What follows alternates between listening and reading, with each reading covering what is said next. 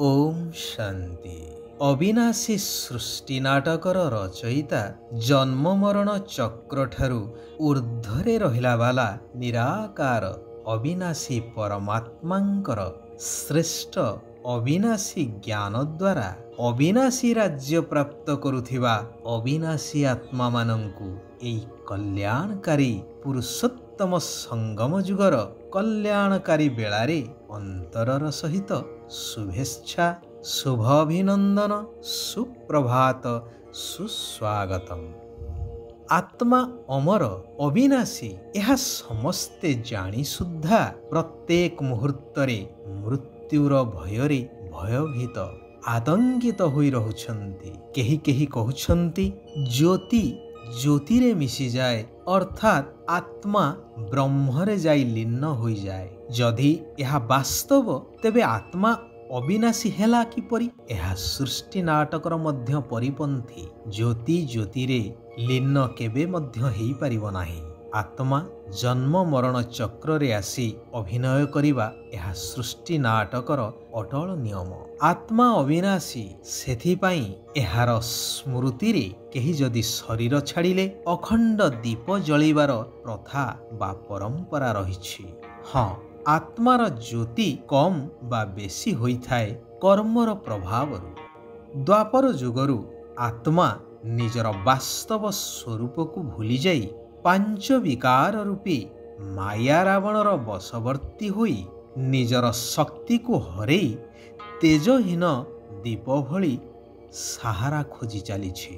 जेतेबेले ज्ञान सूर्य परमात्मा आसी ज्ञान रूपक घृत देउछंती सेतेबेले आत्मा दीपकर ज्योति जाग्रत हेबारे लागुछि। जहार स्मृति को आज परंपरा रूपे पालन करा जाउछि दीपावली महोत्सव रूपरे। दशहरा अर्थात नारीर पांच विकार एवं पुरुषर पांच विकार एही 10 विकार रूपी रावण को हरेई बा परास्त कला परे बा दशहरा परे दीपावली पर्व पालित होई चलिछि घरे घरे।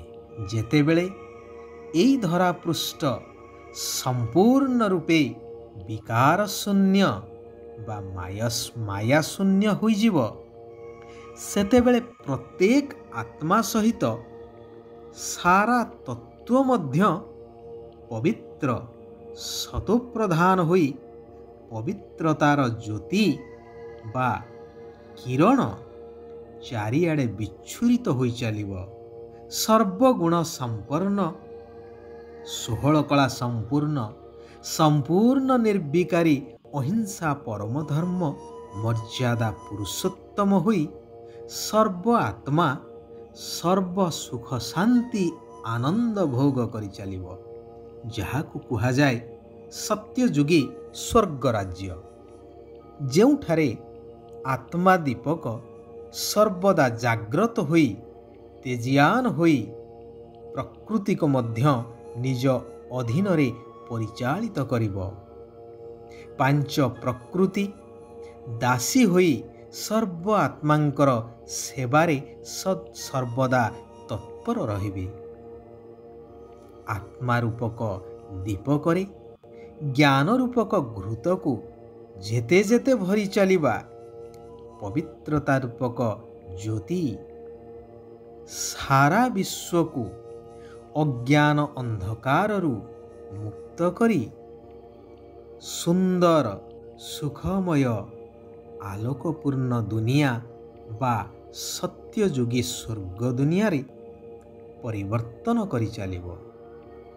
सेथिपाई एई कल्याणकारी पुरुषोत्तम संगम जुगरे कल्याणकारी पिता निराकार परमात्मा शिव बाबा कहउछंती, हे मोर मधुर आत्मिक संतानगण, अमृत बेला बा ब्राह्म मुहूर्त रे उठी शिव बाबांक स्मृति रे बा याद रूपक घृत ढाली चाल।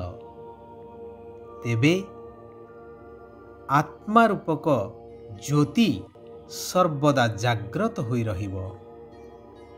विधाता ବରଦାତାଙ୍କର ସନ୍ତାନ ହିସାବରେ ବରଦାନୀ ଶକ୍ତି ମଧ୍ୟ ଜାଗ୍ରତ ହୋଇଯିବ। ଭକ୍ତିରେ କହୁଛନ୍ତି କି ହେ ଭଗବାନ, ମୋର ପିଲା, ମୋର ବନ୍ଧୁ ସମ୍ବନ୍ଧୀମାନଙ୍କର ବୁଦ୍ଧିକୁ ଖୋଲି ଦିଅ, ଭଲ ବୁଦ୍ଧି ଦିଅ। ହେଲେ ଶିବ ବାବା କହୁଛନ୍ତି ଏ କାର୍ଯ୍ୟ ମୋର ନୁହେଁ, ଏହା ତ ତୁମ ବରଦାନୀ ସନ୍ତାନମାନଙ୍କର କାର୍ଯ୍ୟ ଅଟେ।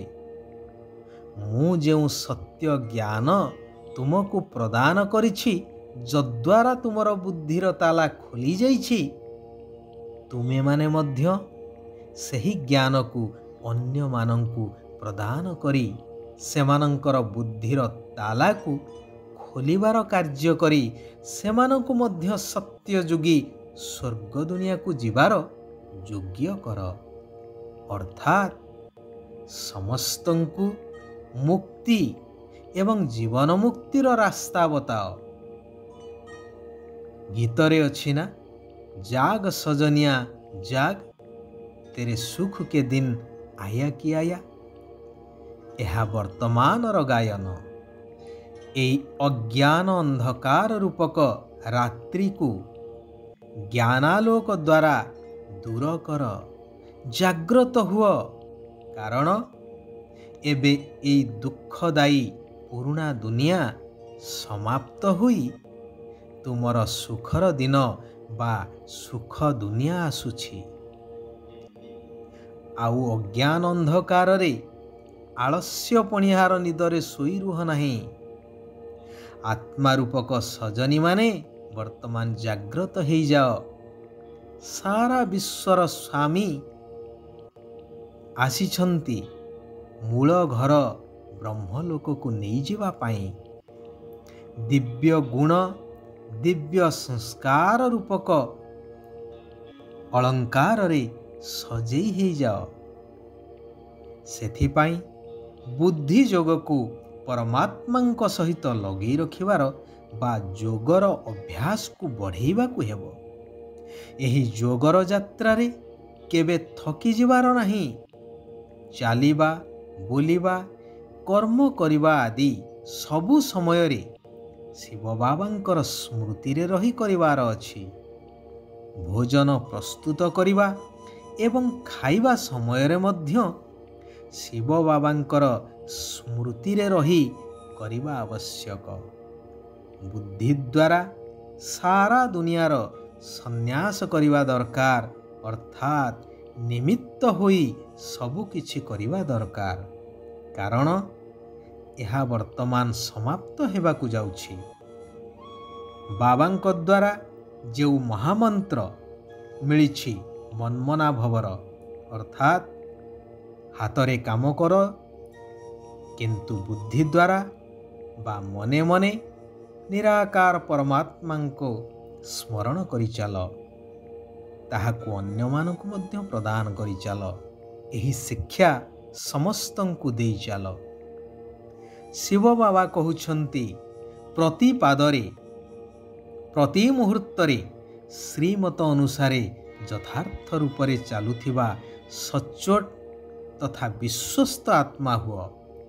କାରଣ ଦ୍ୱାପର ଯୁଗରୁ ମନମତ ଦ୍ୱାରା ବା ମାୟାର ମତ ଦ୍ୱାରା କର୍ମ କରି କରି ଅବସ୍ଥା ଏକଦମ ରସାତଳଗାମୀ ହୋଇଯାଇଛି।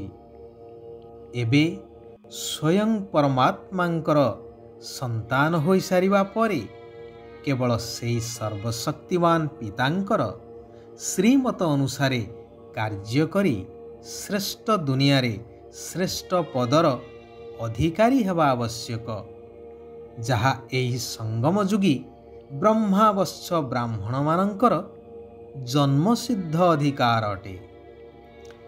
ସଚ୍ଚୋଟ ଆତ୍ମାମାନେ ଶାନ୍ତିର ଶକ୍ତି ଦ୍ୱାରା ସର୍ବଦା ଏବଂ ସ୍ୱତଃ ହିଁ ଚାଲିଥାନ୍ତି। ଯେଉଁଠାରେ ଚିନ୍ତା ଅଛି ସେଠାରେ ଶାନ୍ତି ରହିପାରିବ ନାହିଁ।